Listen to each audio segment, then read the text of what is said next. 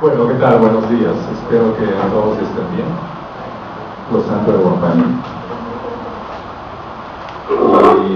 Y a ver, ¿cómo le entramos al tema? Porque estamos hablando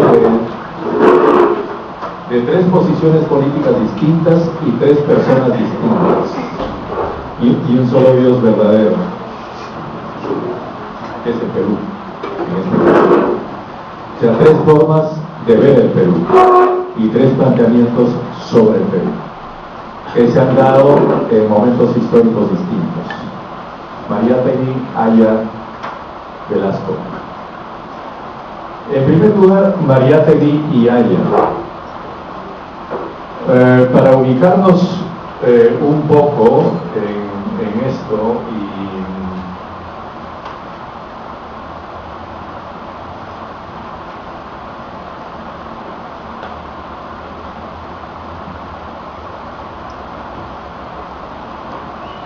y hacer un esfuerzo de comprensión de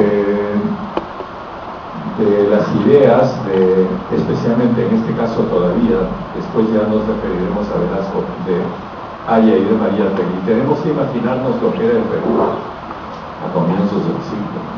No tenía nada que ver con esto, lo que somos ahora, casi nada que ver, un país muy distinto. En primer lugar, era un país casi despoblado, teníamos 3 millones de habitantes. Luego era un país rural, y cuando decimos rural, que es un término más o menos técnico, socialmente tenemos que decir que era una suma de haciendas. En el Perú eran haciendas y eran comunidades campesinas.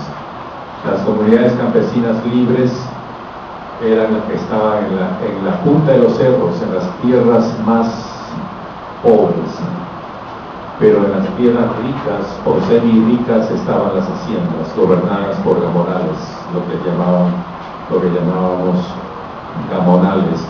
Digo llamábamos porque todavía yo pertenezco a una generación en la que esto existía. Era un país quechua. El quechua era la lengua de la mayor parte de los habitantes. El castellano era de una minoría. Era un país de analfabetos. Los periódicos o los libros eran leídos por la minoría de la población. Y bueno, Lima, a la que nos vamos a referir largamente cuando hablemos de Mariátegui y Haya, porque a pesar de que Haya era trujillano, en realidad casi toda su vida política la hizo en Lima, tenía solo 170.000 habitantes. Yo no sé cuántos habitantes tendrá Chosica ahora, si sumamos todos los pueblos aledaños que están en los cerros, pero probablemente Lima haya sido como todo esto y nada más. Por supuesto, sin barriadas no habían todavía en esa época, lo que habían eran callejones, es decir, la gente que vivía en las casonas de Lima y los pobres que vivían en los callejones del Lima y del cercado. Cuando decimos callejones, decimos casas especiales hechas para pobres, donde vivían una familia en cada cuarto y donde no había desagüe ni agua, solamente una fuente de agua para todos. Eso era Lima. Entonces, cuando hablemos de Haya La Torre y de Mariátegui, piensen ustedes que estamos hablando de esa Lima, no de la Lima de ahora. Bueno, eso está un poquito, la vista no está muy clara, desgraciadamente. Quizá después, con nuestros amigos organizadores, podamos distribuirles esto impreso, para que ustedes tengan los datos. Y ahí yo lo que estoy tratando de señalar en esa relación es el Perú que encuentran al nacer Haya y Mariátegui. Es decir, un Perú gobernado por las familias que expresaban las haciendas, los dueños de las haciendas, que se han mal llamado república aristocrática. que es el país gobernado entre 1895 y 1919. 1895, el país ha sido reorganizado por don Nicolás de Piérola, y luego empieza el gobierno de las grandes familias peruanas, que sería un gobierno estable.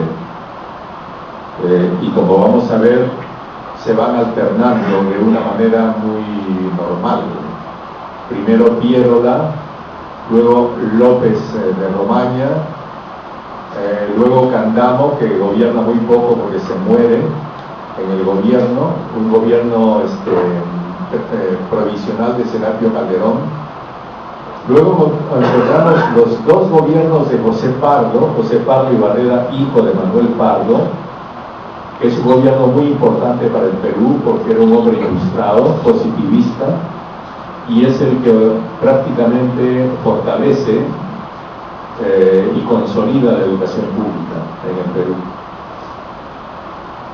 Y luego viene el primer gobierno populista que tuvimos en el Perú, el de Billinghus, que dura apenas 2 años, lo echan a Billinghus. Billinghus era un rico tarapaqueño, dueño de minas de salitreras, de origen inglés, y detestaba, despreciaba a las familias limeñas, oligárquicas. Entonces era un intruso, había llegado ahí como pierolista y nunca fue aceptado hasta que lo echaron. Era populista, conocido como el pan grande, porque su campaña electoral había hecho ofreciendo que los panes iban a ser bien grandes para los limeños. Y luego viene ya Leguía, y con Leguía viene el país actual, el país norteamericano, entre 1919 y 1930. Y será en el gobierno de Leguía donde surjan las dos grandes figuras de Haya y de Mariátegui. Son dos figuras distintas. Mariátegui viene de las familias ricas. Mariátegui era hijo natural de un Mariátegui, y a los Mariátegui los encontramos en la fundación de la independencia. La familia Mariátegui, la de Foción Mariátegui, que era el tío de Mariátegui y la de su propio padre, era de las familias de más prosapia en Lima, de más tradición oligárquica, limeña. Pero claro, Mariátegui era un hijo, como se decía en aquella época, un hijo natural, ¿no es cierto? Como si los otros no fueran naturales, o sea, un hijo natural, es decir, no reconocido, de una mamá de origen indígena.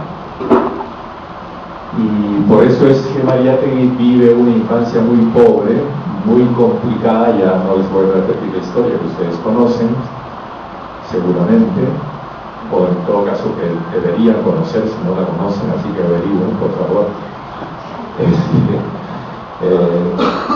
Un accidente lo traba mucho en su primera infancia y tiene que pasarse un buen número de meses en la clínica, y es marcado por eso. Y es marcado por eso porque su enfermedad lo obliga a leer, y empieza a leer, y su pobreza lo obliga a conseguir sus materiales de lectura. Entonces, yo creo que eso marcó la vida de Mariátegui desde muy temprano, y creo que fijó gran parte de su manera de ver el mundo, ¿no? Y luego Mariátegui, ya sabemos también, y seguramente que ustedes lo conocen, ingresa a los periódicos pierolistas primero, y después les estoy dejando ahí toda la cronología, y no quisiera referirme para no perder tiempo específicamente año por año, ahí les dejo la información. Y luego empieza a publicar sus propios periódicos con otra gran personalidad, desgraciadamente casi olvidada hoy día en el Perú, que es César Falcón. El Perú ha sido muy injusto con César Falcón, porque César Falcón es otro de los genios, creo, peruanos.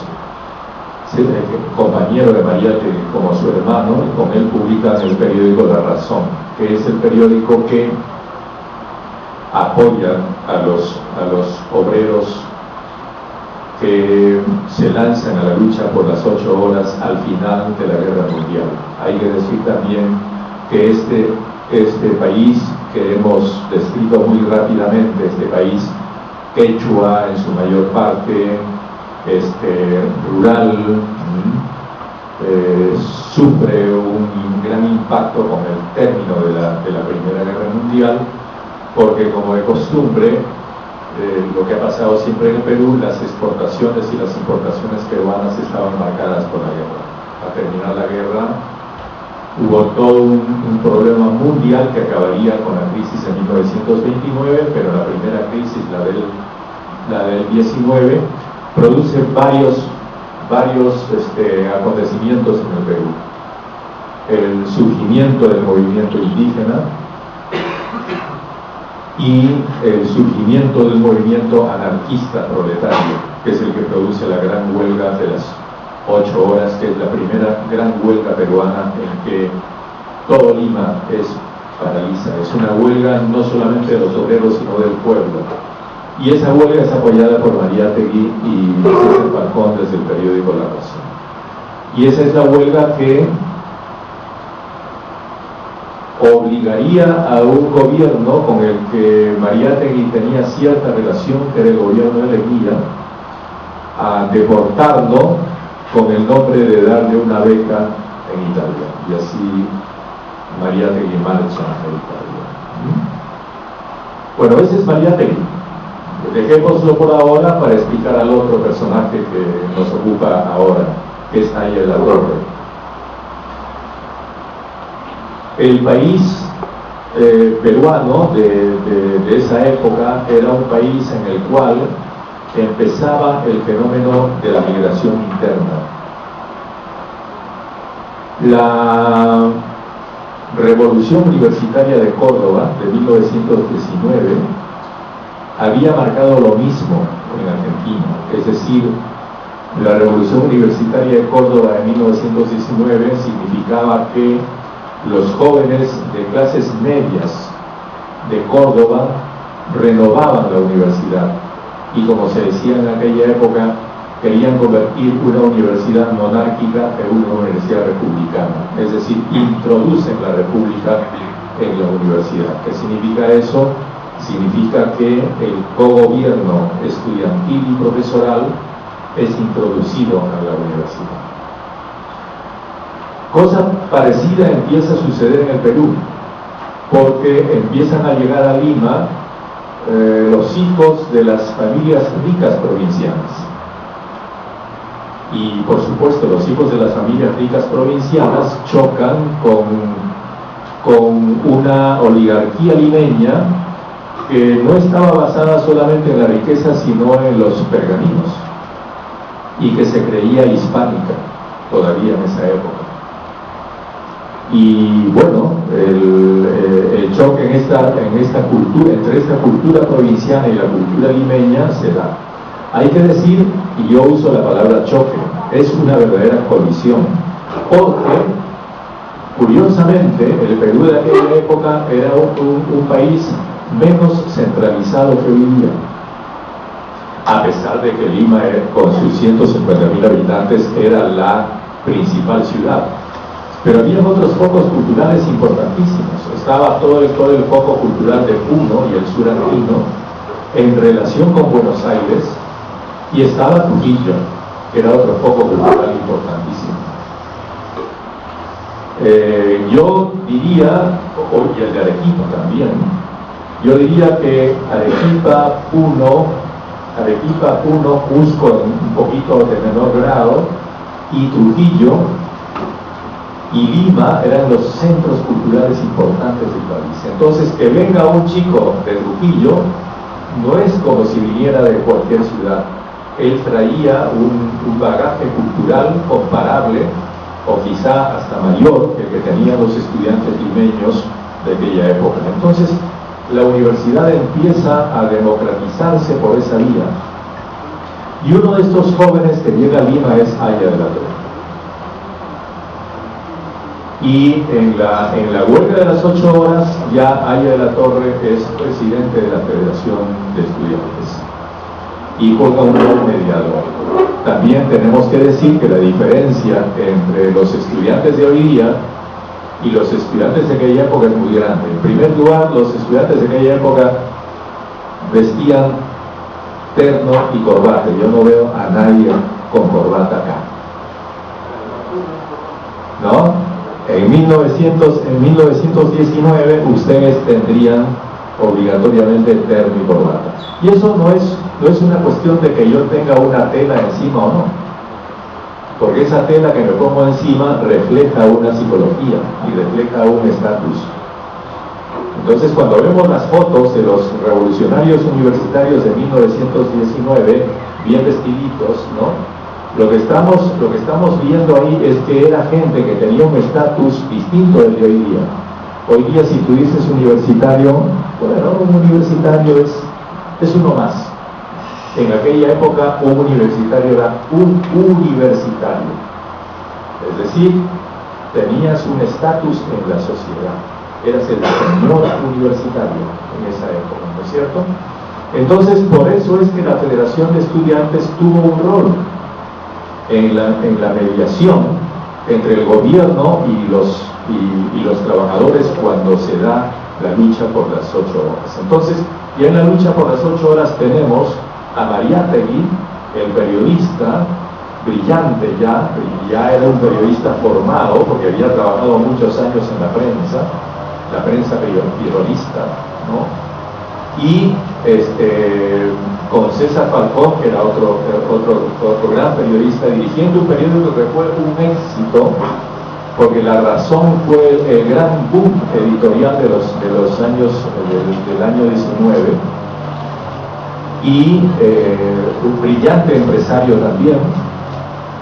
Y tienes al otro lado a Aya de la Torre, el joven provinciano que insurge, usando una palabra que usaron mucho los apristas, ¿no? Que insurge desde la provincia y desde el movimiento estudiantil a la política. Y ya los tienes a los dos ahí. Y luego, todos los años que vendrían entre 1919 y 1928, que son 9 años, son años de colaboración entre los dos, desde distintos puntos de vista y desde distintos mundos, porque el mundo de Mariátegui seguía siendo el mundo del periodismo, de la intelectualidad. Mariátegui era un hombre que estaba en estrechísima relación con los intelectuales de América y de Europa, y Aya de la Torre, que quería entrar a la política por la vía de la dirigencia universitaria. Hasta ese momento podemos hablar del intelectual y el político.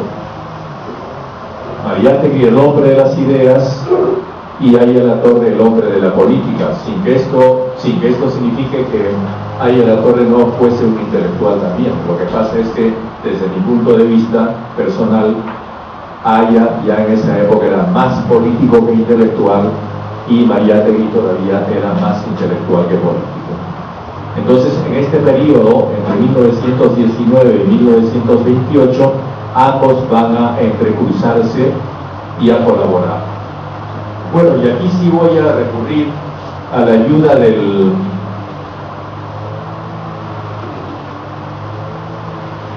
del PowerPoint,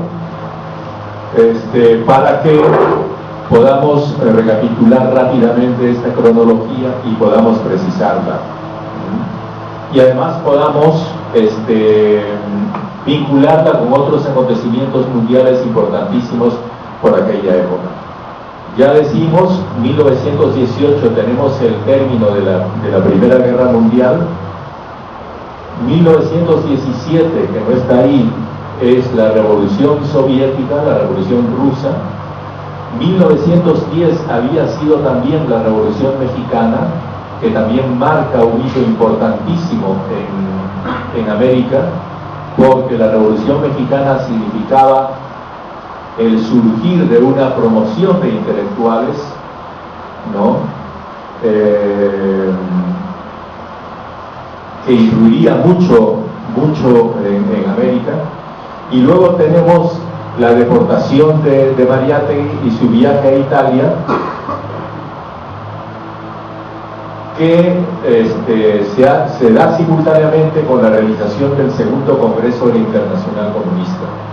Ya se había formado la Internacional Comunista a partir de la Revolución Soviética. Ya Mariátegui está en Italia. Lo primero que hace es, pero primero viaja por Francia, se entrevista con Henri Barbius, creo que no puse eso aquí. Y luego está el tercer Congreso de la Internacional en 1921, ya Mariátegui está en Italia, y el Congreso del Partido Socialista Italiano en Livorno, donde el Partido Socialista se divide y se funda el Partido Comunista Italiano. Y allí es que Mariátegui funda en Europa la primera célula comunista con su amigo César Falcón. Es decir, Mariátegui está en el proceso en el cual Gramsci, que es el líder del movimiento izquierdista italiano que rompe con el Partido Socialista, Antonio Gramsci, director del Ordine Nuovo, el Orden Nuevo, que es el gran periódico de Gramsci, crea una nueva situación en Italia. Cuando Mariátegui publica muchos años después un hermoso ensayo que les recomiendo a los aficionados a la literatura leer, que se llama La novela y la vida, ahí verán ustedes el conocimiento que Mariátegui tenía de la vida italiana y el amor que tenía por Italia, ¿no? En esa historia, que no es una historia política, al punto que se llama La novela y la vida, Siegfried y el profesor Canella, léanlo, está en internet, bájenlo en internet. Aparte que ustedes van a disfrutar de una deliciosa lectura, porque Mariátegui creo que era un prosista extraordinario y podría haber sido tranquilamente un gran premio de literatura. Van a ver el conocimiento que tenía de Italia, ¿no? Y cómo es que él percibe Italia. Entonces, esa Italia en la que él viviría y también en la cual se casaría con Ana Chiappe, ¿no? Bueno, ya en 1922, Aya de la Torre retorna al Perú y Mariátegui en 1923 retorna al Perú y se van a reencontrar.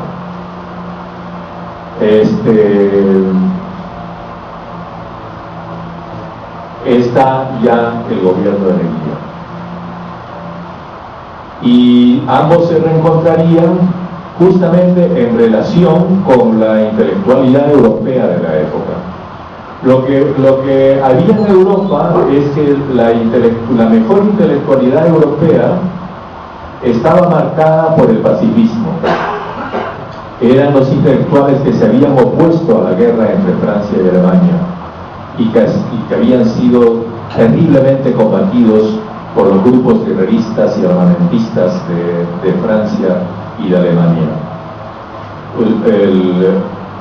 Uno de ellos era Henri Barbius, un intelectual comunista, autor de una hermosa novela que se llama El Fuego, que es una de las denuncias contra el belicismo y el armamentismo de la época. Y Barbius, con otros intelectuales franceses, pertenecía a una internacional intelectual que se llamaba Clarté, Claridad.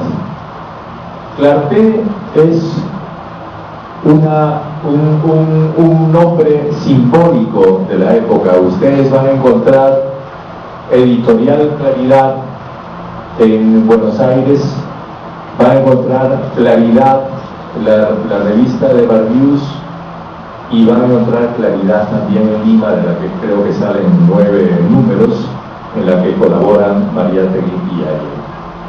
En ese momento los dos son amigos, los dos cooperan, hasta que en 1923 se produce un acontecimiento político en Lima, que es la oposición de los estudiantes, liderados por Aya de la Torre, a la entronización del Perú, a la entronización en el Perú del corazón de Jesús.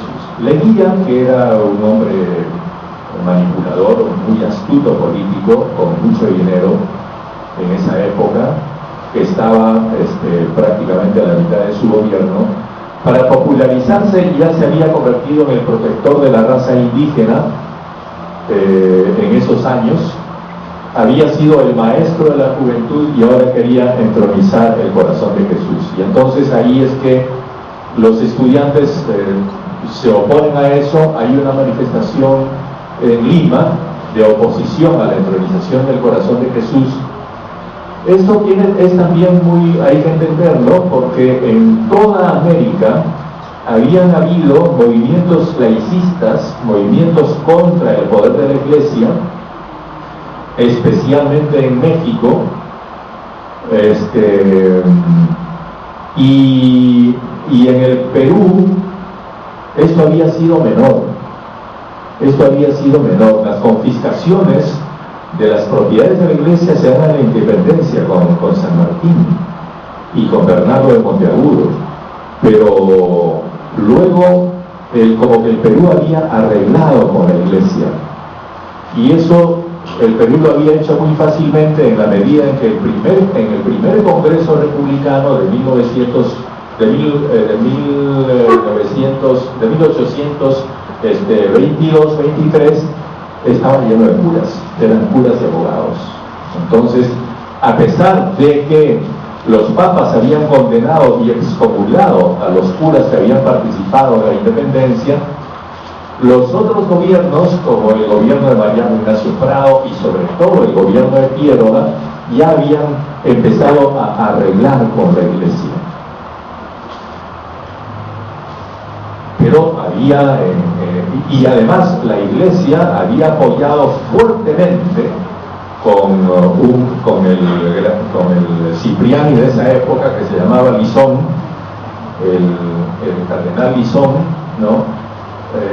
Totalmente a la Iglesia.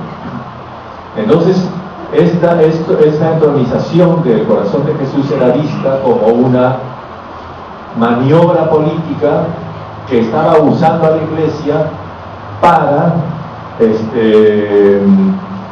fortalecer el gobierno de Leguía, que ya tenía opositores, porque el gobierno de Leguía tuvo opositores desde el comienzo, opositores civilistas y opositores estudiantes y opositores entre los trabajadores y entre los indígenas. Bueno, entonces esta manifestación acaba con la muerte de un obrero y de un estudiante, Ponce y Vidalón, el 23 de mayo. Y ahí surge la figura de Aya de la Torre como el líder político. Entonces esto hace que Aya de la Torre se afiance como un líder político, mientras Mariátegui está dando clases todavía en las universidades populares. Aya es apresado y deportado, Mariátegui se hace cargo de la dirección de Claridad, y luego cuando Aya es deportado, empieza una gira por América Latina, y ahí es que da forma a lo que se llamó el APRA, la Alianza Popular Revolucionaria Americana.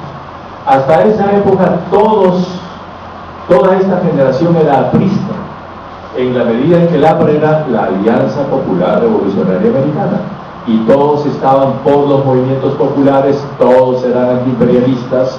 La presencia de Estados Unidos ya se había manifestado en su invasión a México, en su invasión a Cuba, en su invasión a Nicaragua, ¿no? La figura de Sandino ya estaba, si no me equivoco, y bueno, ya entonces había un ambiente antiimperialista de los intelectuales y de los jóvenes en América Latina. Y Aya recoge esto. Pero en su gira, entonces, él se entrevista con José Vasconcelos, que era el gran intelectual de la Revolución Mexicana, usa el vocabulario de Vasconcelos, porque Vasconcelos es el primero que usa el término de Indoamérica, y Vasconcelos había escrito ya su